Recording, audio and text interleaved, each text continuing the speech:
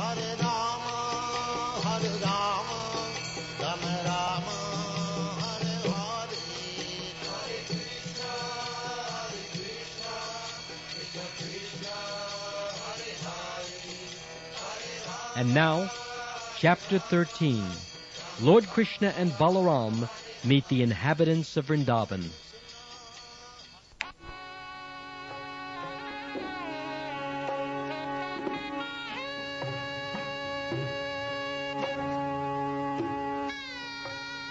Once upon a time, while Lord Krishna and Balaram were living peacefully in their great city of Dwarka, there was the rare occasion of a full solar eclipse, such as takes place at the end of every kalpa or day of Brahma.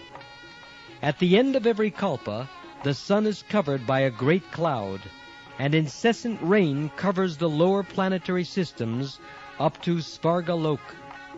By astronomical calculation, people were informed about this great eclipse prior to its taking place, and therefore everyone, both men and women, decided to assemble at the holy place in Kurukshetra known as Samanta Panchak.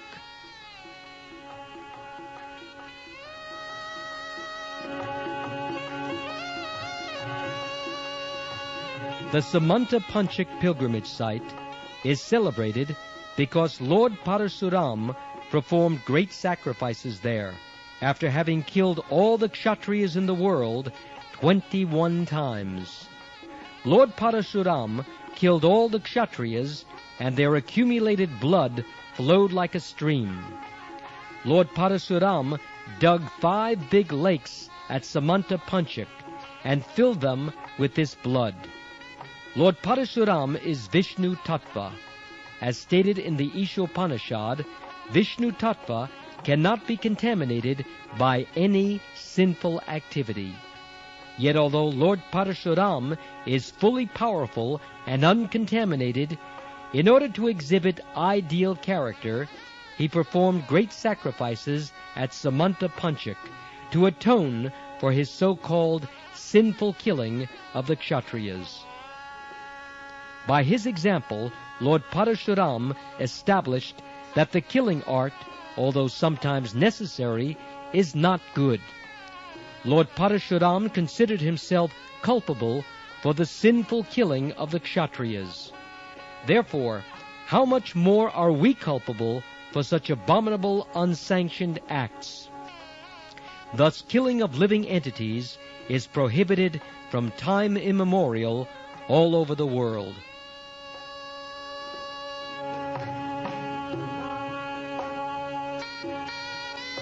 Taking advantage of the occasion of the solar eclipse, all important persons visited the holy place of pilgrimage. Some of the important personalities are mentioned as follows. Among the elderly persons were Akrura, Vasudev, and Ugrasen, and among the younger generation were Gad, Pradyumna, Samba, and many other members of the Yadu dynasty who had come there with a view to atone for sinful activities accrued in the course of discharging their respective duties. Because almost all of the members of the Yadu dynasty went to Kurukshetra, some important personalities like Aniruddha, the son of Pradyumna, and Kritavarma, the commander-in-chief of the Yadu dynasty, along with Suchandra, Shuk, and Sharan, remained in Dwarka to protect the city.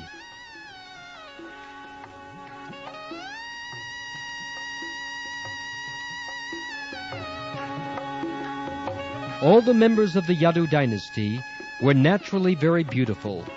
Yet on this occasion, when they appeared duly decorated with gold necklaces and flower garlands, dressed in valuable clothing and properly armed with their respective weapons, their natural beauty and personalities were 100 times enhanced.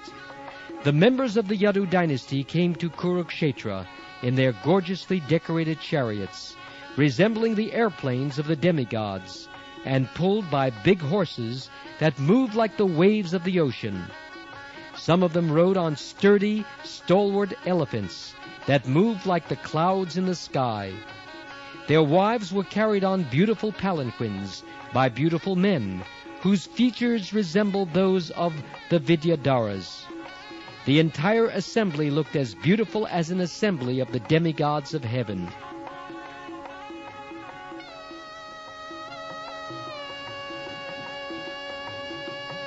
After arriving in Kurukshetra, the members of the Yadu dynasty took their baths ceremoniously with self-control, as enjoined in the Shastras, and they observed fasting for the whole period of the eclipse in order to nullify the reactions of their sinful activities.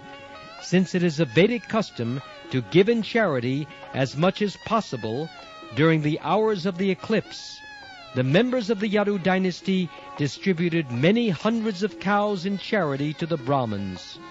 All those cows were fully decorated with nice dress and ornaments. The special feature of these cows was that they had golden ankle bells and flower garlands on their necks. After the eclipse, all the members of the Yadu dynasty again took their baths in the lakes created by Lord Parashuram. Then they sumptuously fed the Brahmins with first-class cooked food, all prepared in butter. According to the Vedic system, there are two classes of food. One is called raw food, and the other is called cooked food. Raw food does not include raw vegetables and raw grains, but food boiled in water, whereas cooked food is made in ghee. Chapatis, dal, rice, and ordinary vegetables are called raw foods, as are fruits and salads. But puris, kachoris, samosas, sweet balls, and so on are called cooked foods. All the Brahmins invited on that occasion by the members of the Yadu dynasty were fed sumptuously with cooked food.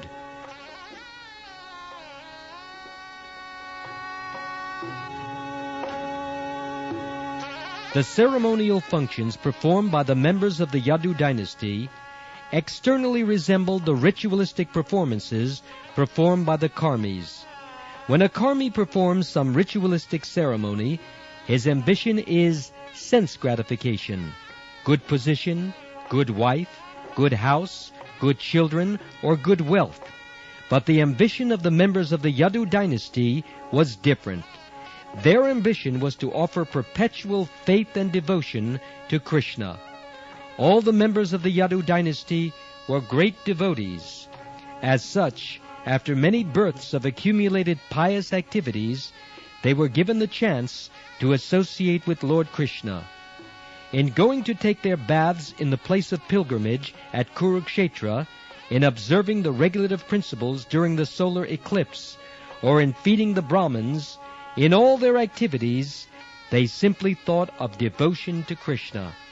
Their ideal worshipable Lord was Krishna and no one else.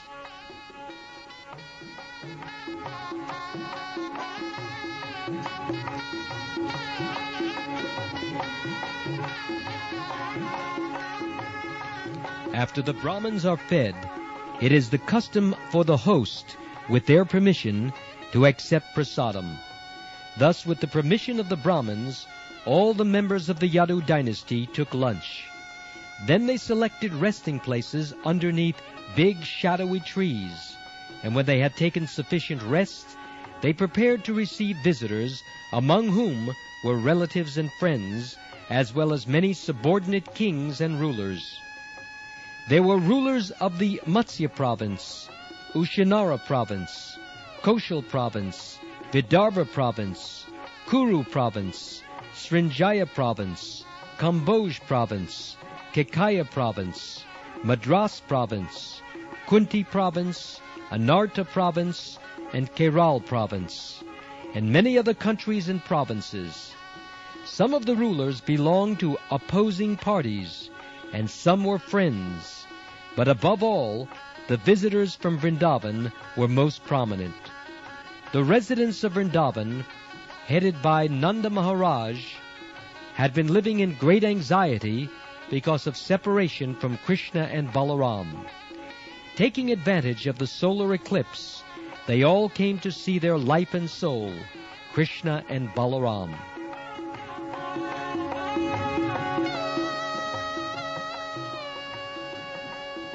The inhabitants of Vrindavan were well-wishers and intimate friends of the Yadu dynasty. This meeting of the two parties, after long separation, was a very touching incident. Both the Yadus and the residents of Vrindavan felt such great pleasure in meeting and talking together that it was a unique scene. Meeting after long separation, they were all jubilant. Their hearts throbbed, and their faces appeared like freshly bloomed lotus flowers. Drops of tears fell from their eyes. The hair on their bodies stood on end, and because of their extreme ecstasy, they were temporarily speechless. In other words, they began to dive in the ocean of happiness.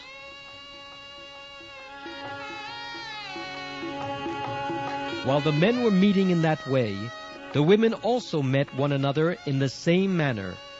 They embraced one another in great friendship, smiling very mildly, and looked at one another with much affection. When they were embracing one another in their arms, the saffron and kumkum spread on their breasts was exchanged from one person to another, and they all felt heavenly ecstasy. Due to such heart-to-heart embracing, torrents of tears glided down their cheeks. The juniors were offering obeisances to the elders, and the elders were offering their blessings to the juniors. They thus welcomed one another and asked after one another's welfare. Ultimately, however, all their talk was only of Krishna. All the neighbors and relatives were connected with Lord Krishna's pastimes in this world, and as such, Krishna was the center of all their activities. Whatever activities they performed, social, political, religious, or conventional, were transcendental.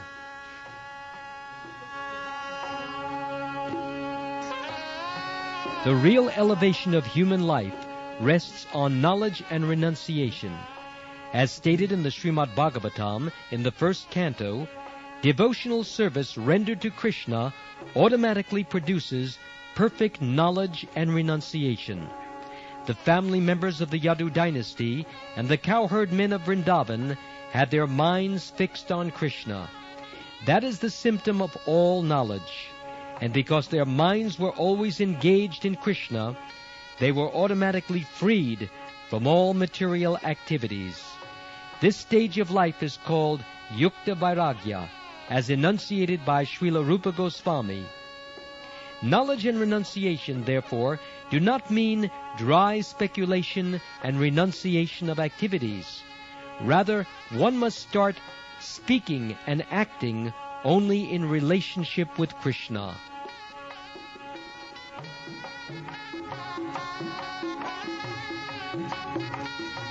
In this meeting at Kurukshetra, Kunti Devi and Vasudev, who were sister and brother, met after a long separation, along with their respective sons and daughters-in-law, wives, children, and other family members. By talking among themselves, they soon forgot all their past miseries. Kunti Devi especially addressed her brother Vasudev as follows: "My dear brother, I am very unfortunate because not one of my desires has ever been fulfilled. Otherwise, how could it happen that although I have such a saintly brother as you, perfect in all respects, you did not inquire for me as to how I was passing my days in a distressed condition of life?" It appears that Kunti Devi was remembering the miserable days when she had been banished with her sons through the mischievous plans of Dhritarashtra and Duryodhana. She continued, "My dear brother, I can understand that when providence goes against someone, even one's nearest relatives also forget him. In such a condition, even one's father, one's mother, or one's own children will forget him. Therefore, my dear brother, I do not accuse you."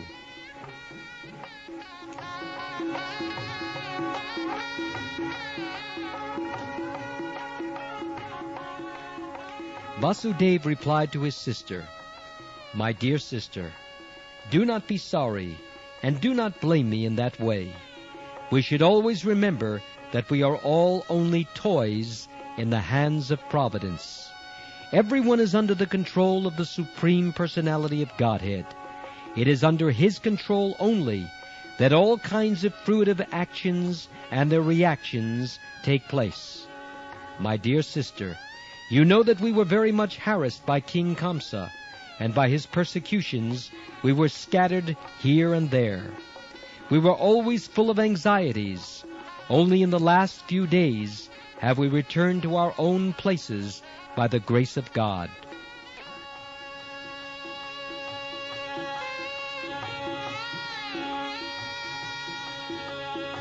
After this conversation, Vasudeva and Ugrasen received the kings who came to see them, and they sufficiently welcomed them all. Seeing Lord Krishna present on the spot, all the visitors felt transcendental pleasure and became very peaceful. Some of the prominent visitors were as follows: Bhishmadev, Dronacharya, Dhritarashtra, Duryodhan, and Gandhari along with her sons, King Yudhishthir along with his wife, and the Pandavas along with Kunti, Srinjaya, Vidura, Kripacharya, Kunti Bhoj, Virat, King Nagnajit, Purujit, Drupad, Salya, Drishtaketu, the king of Kashi, Damagosh, Vishalaksha, the king of Mithila, the king of Madras, formerly known as Madra, the king of Kekaya, Yudamanyu, Shusharma, Bahilik, along with his sons, and many other rulers subordinate to King Yudhishthir.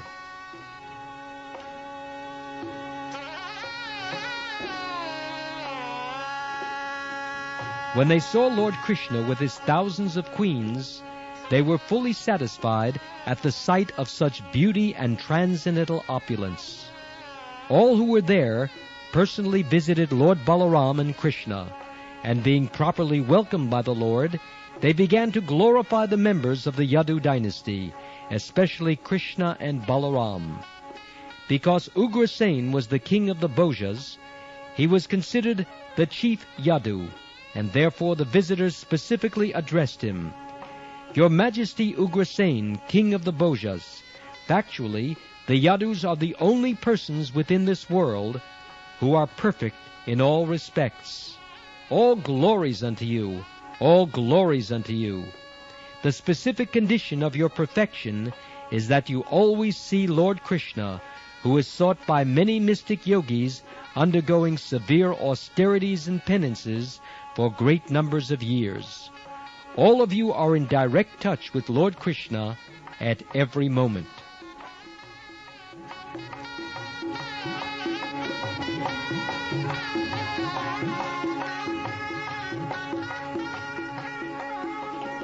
All the Vedic hymns glorify the Supreme Personality of Godhead, Krishna. The Ganges water is considered sanctified because of its being the water used to wash the lotus feet of Lord Krishna. The Vedic literatures are nothing but the injunctions of Lord Krishna. The purpose of the study of all the Vedas is to know Krishna. Therefore, the words of Krishna and the message of his pastimes are always purifying. By the influence of time and circumstances, all the opulences of this world were almost completely wiped out. But since Krishna has appeared on this planet, all auspicious features have again appeared due to the touch of his lotus feet.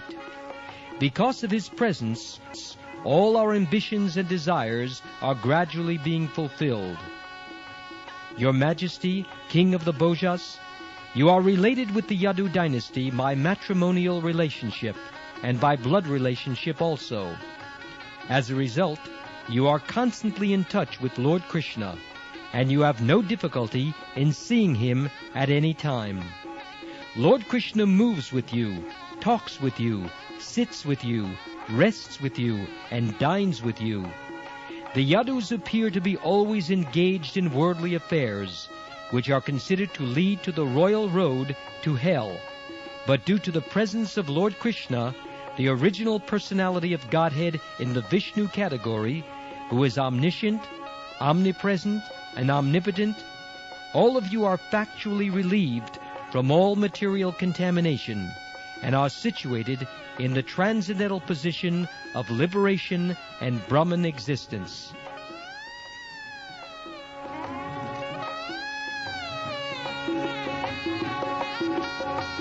When they had heard that Krishna would be present in Kurukshetra because of the solar eclipse, the residents of Vrindavan, headed by Maharaj Nanda, had also decided to go there, and therefore all the members of the Yadu dynasty were attending.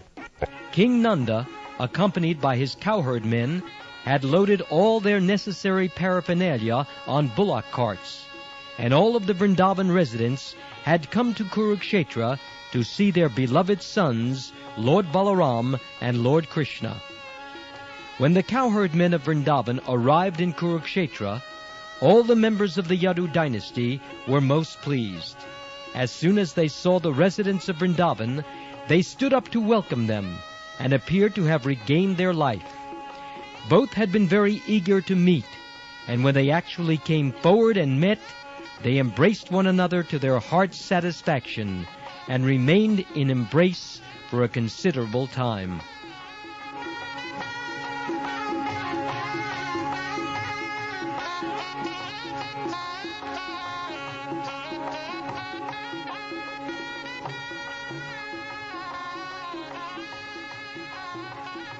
As soon as Vasudeva saw Nanda Maharaj, he jumped and ran over to him, and embraced him very affectionately.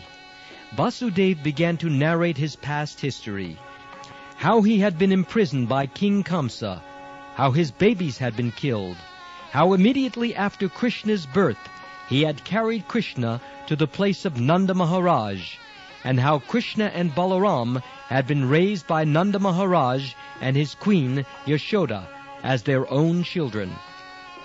Similarly, Lord Balaram and Krishna also embraced King Nanda and Mother Yashoda, and then offered their respect unto their lotus feet by bowing down. Because of their feeling affection for Nanda and Yashoda, both Lord Krishna and Balaram became choked up, and for a few seconds they could not speak.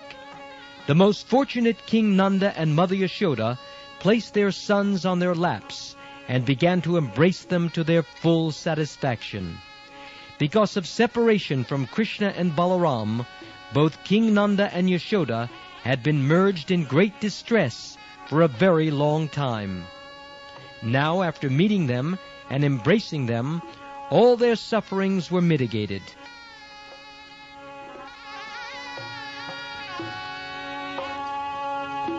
After this, Krishna's mother, Devaki, and Balaram's mother, Rohini, both embraced Mother Yashoda. They said, "Dear Queen Yashoda Devi, both you and Nanda Maharaj have been great friends to us, and when we remember you, we are immediately overwhelmed by the thought of your friendly activities. We are so indebted to you that even if we were to return your benediction by giving you the opulence of the King of Heaven, it would not be enough to repay you for your friendly behavior. We shall never forget your kindly behavior toward us. When both Krishna and Balaram were born, before they even saw their real father and mother, they were entrusted to your care, and you raised them as your own children, fostering them as birds take care of their offspring in the nest.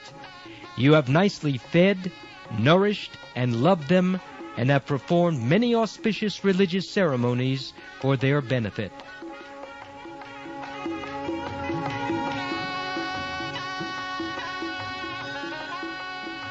Actually, they are not our sons.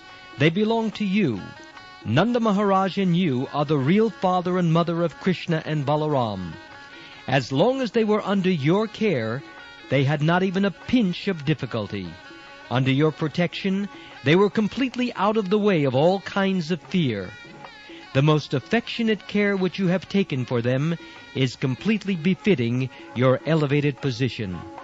The most noble personalities do not discriminate between their own sons and the sons of others, and there cannot be any personalities more noble than Nanda Maharaj and you.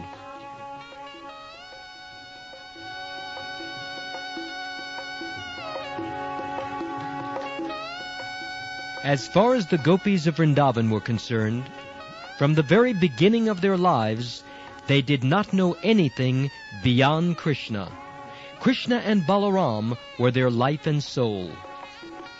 The gopis were so attached to Krishna that they could not even tolerate not seeing him momentarily when their eyelids blinked and impeded their vision.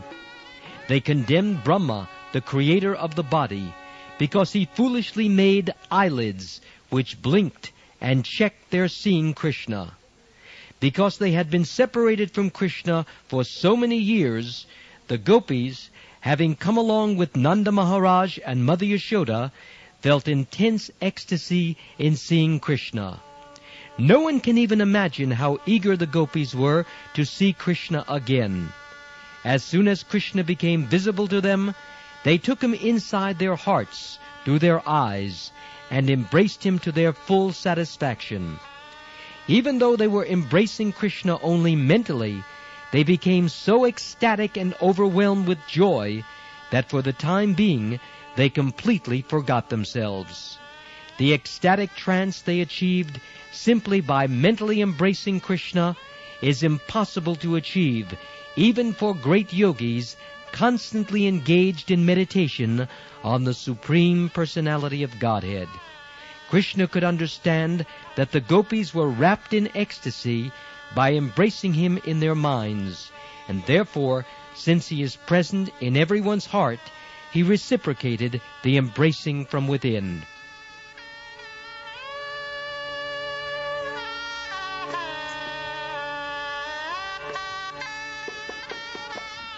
Krishna was sitting with Mother Yashoda and his other mothers, Devaki and Rohini. But when the mothers engaged in talking, he took the opportunity and went to a secluded place to meet the gopis. As soon as he approached the gopis, the Lord began to smile, and after embracing them and inquiring about their welfare, he began to encourage them, saying, "My dear friends, you know that both Lord Balarama and I left Vrindavan just to please our relatives and family members. Thus we were long engaged in fighting with our enemies, and were obliged to forget you, who are so much attached to me in love and affection. I can understand that I have been ungrateful to you, but still I know that you are faithful to me. May I inquire if you have been thinking of us, although we had to leave you behind? My dear gopis, do you now dislike remembering me, considering me to have been ungrateful to you? Do you take my misbehavior with you very seriously?"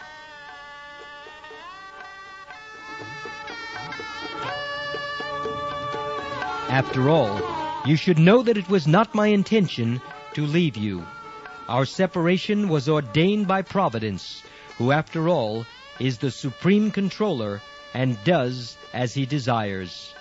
He causes the intermingling of different persons and again disperses them as he desires. Sometimes we see that due to the presence of clouds and strong wind, atomic particles of dust and broken pieces of cotton are mingled together, and after the strong wind subsides, all the particles of dust and cotton are again separated, scattered in different places. Similarly, the Supreme Lord is the creator of everything. The objects we see are different manifestations of his energy. By his supreme will, we are sometimes united and sometimes separated. We can therefore conclude that ultimately we are absolutely dependent on his will.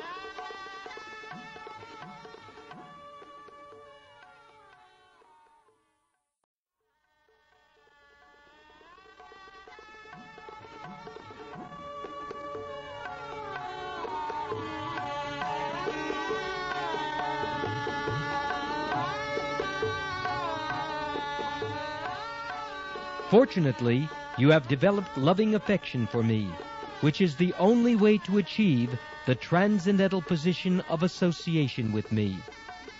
Any living entity who develops such unalloyed devotional affection for me certainly at the end goes back home, back to Godhead. In other words, unalloyed devotional service and affection for me are the cause of supreme liberation. My dear Gopi friends, you may know from me that it is my energies only which are acting everywhere. Take, for example, an earthen pot. It is nothing but a combination of earth, water, air, fire, and sky.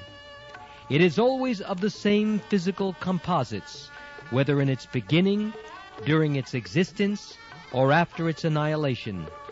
When it is created, the earthen pot is made of earth, water, fire, air, and sky. While it remains, it is the same composition, and when it is broken and annihilated, its different ingredients are conserved in different parts of the material energy. Similarly, at the creation of this cosmic manifestation, during its maintenance, and after its dissolution, everything is but a different manifestation of my energy. And because the energy is not separate from me, it is to be concluded that I am existing in everything.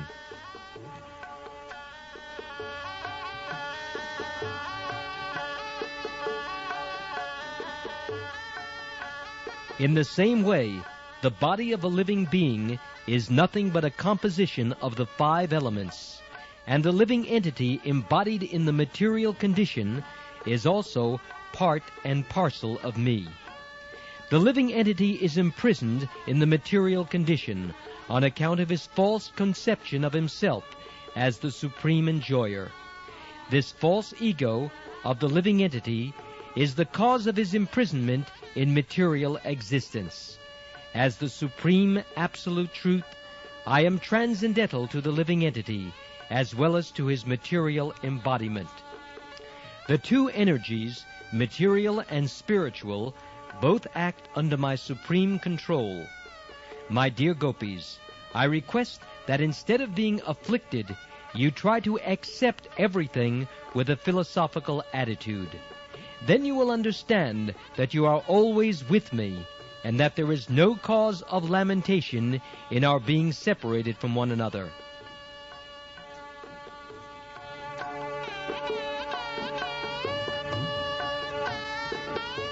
This important instruction by Lord Krishna to the Gopis can be utilized by all devotees engaged in Krishna consciousness. The whole philosophy is considered on the basis of inconceivable, simultaneous oneness and difference. In Bhagavad Gita, the Lord says that He is present everywhere in His impersonal feature. Everything exists in Him, but still He is not personally present everywhere. The cosmic manifestation is nothing but a display of Krishna's energy, and because the energy is not different from the energetic, nothing is different from Krishna. When this absolute consciousness, Krishna consciousness, is absent, we are separated from Krishna. But fortunately, if this Krishna consciousness is present, then we are not separated from Krishna. The process of devotional service is the revival of Krishna consciousness, and if the devotee is fortunate enough to understand that the material energy is not separate from Krishna, then he can utilize the material energy and its products in the service of the Lord. But in the absence of Krishna consciousness, the forgetful living entity, although part and parcel of Krishna, falsely puts himself in the position of enjoyer of the material world, and, being thus implicated in material entanglement, is forced by the material energy to continue his material existence. This is also confirmed in the Bhagavad Gita. Although a living entity is forced to act by the material energy, he falsely thinks that he is the all-in-all and the supreme enjoyer.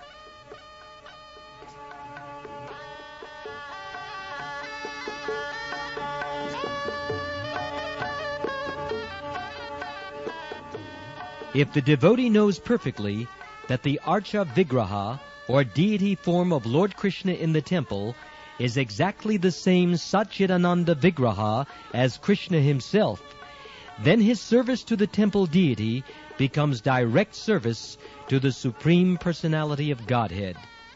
Similarly, the temple itself, the temple paraphernalia, and the food offered to the deity are also not separate from Krishna.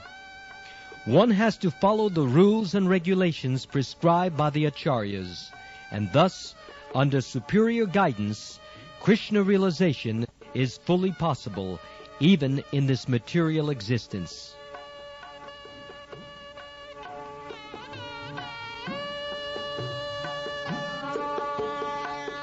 The gopis, having been instructed by Krishna in this philosophy of simultaneous oneness and difference, remained always in Krishna consciousness, and thus became liberated from all material contamination. The consciousness of the living entity who falsely presents himself as the enjoyer of the material world is called Jiva Kosh, which means imprisonment by the false ego. Not only the gopis, but anyone who follows these instructions of Krishna is immediately freed from the Jiva Kosh imprisonment.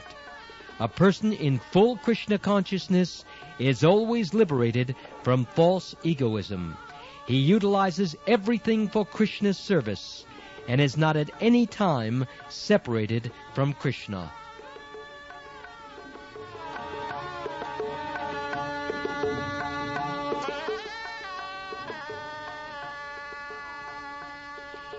The gopis therefore prayed to Krishna, "Dear Krishna, from your navel emanated the original lotus flower, which is the birth site of Brahma, the Creator.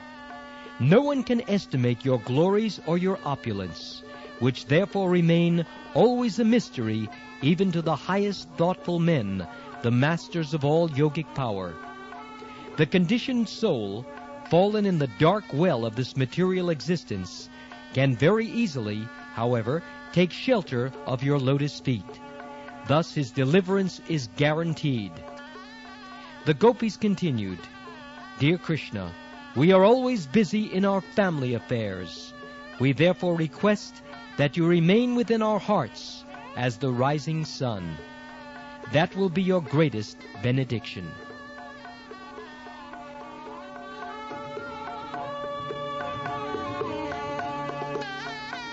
The gopis are always liberated souls because they are fully in Krishna consciousness. They only pretended to be entangled in household affairs in Vrindavan. In spite of their long separation, the inhabitants of Vrindavan, the gopis, were not interested in the idea of going with Krishna to his capital city, Dwarka. They wanted to remain busy in Vrindavan and thus feel the presence of Krishna in every step of their lives. They immediately invited Krishna to come back to Vrindavan. This transcendental emotional existence of the gopis is the basic principle of Lord Chaitanya's teaching. The Ratha Yatra festival observed by Lord Chaitanya is the emotional process of taking Krishna back to Vrindavan. Srimati Radharani refused to go with Krishna to Dwarka to enjoy his company in the atmosphere of royal opulence, for she wanted to enjoy his company in the original Vrindavan atmosphere.